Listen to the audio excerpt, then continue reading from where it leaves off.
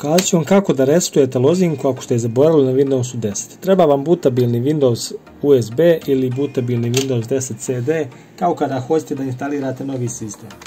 Nakon što ubacite CD ili USB u računar, upalite ga i pokrenete instalaciju. Ako je HP laptop, stiskat ćete konstantno F9 prilikom paljenja.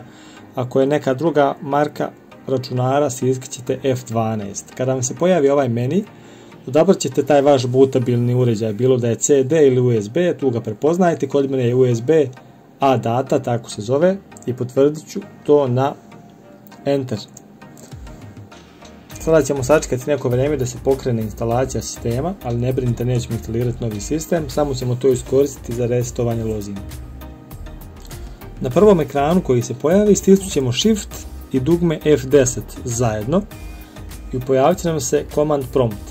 Sada ćemo iskoristiti ovo da prevarimo Windows, da pokrenemo promjenu naše lozinke.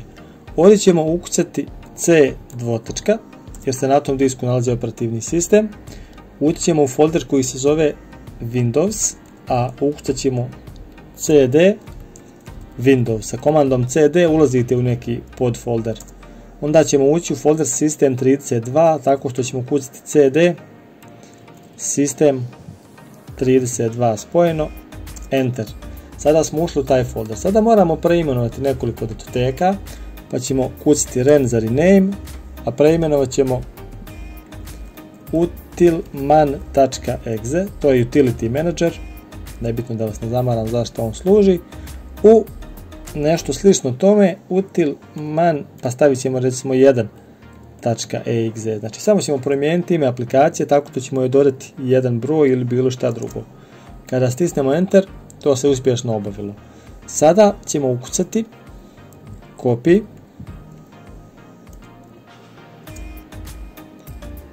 cmd.exe i odmaknut ćemo i ukucat ćemo utilman.exe. Sa ovom komandom ćemo prekopirati cmd command prompt, znači onu liniju, odnosno ovo sad crni prozor u kojem radimo, prekopirat ćemo ga, a da se zove utility manager, odnosno utilman.exe. Eto ga, reći će nam jedan fajl uspješno kopiran. Ako ste to uradili, prvi korak je uspješno obavljen.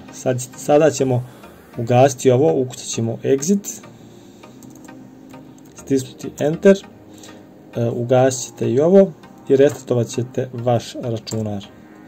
Izvadite USB ili CD da vas više ne zamara sa onim pokušajem instaliranja sistema. Kada se računar upali, doći ćemo do onoga polja za upis lozinku koju ne znamo, a ovdje u sredini imamo ovu ikonicu.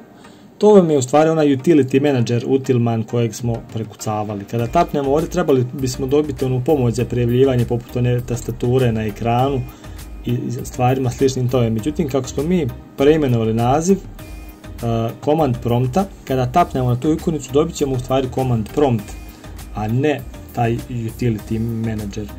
Ovdje ćemo samo ukucati control, znači control, razmak, user, passwords 2, znači user, passwords 2, 2s, duplo v, stisnut ćemo Enter i dobit ćemo opciju gdje se inače mijenjaju lozinke. Tapnut ćemo na naziv sistema, odnosno naziv korisnika, kod mene je HP, kod vas će možda biti neki drugi naziv, ići ćemo na reset password i ako želite novu lozinku ukucajte tu dva puta istu ili ostavite praznu da se lozinka ukloni u potpunosti. Tapnite na OK, na X i sada samo stisnite na ovu strelicu i to je to.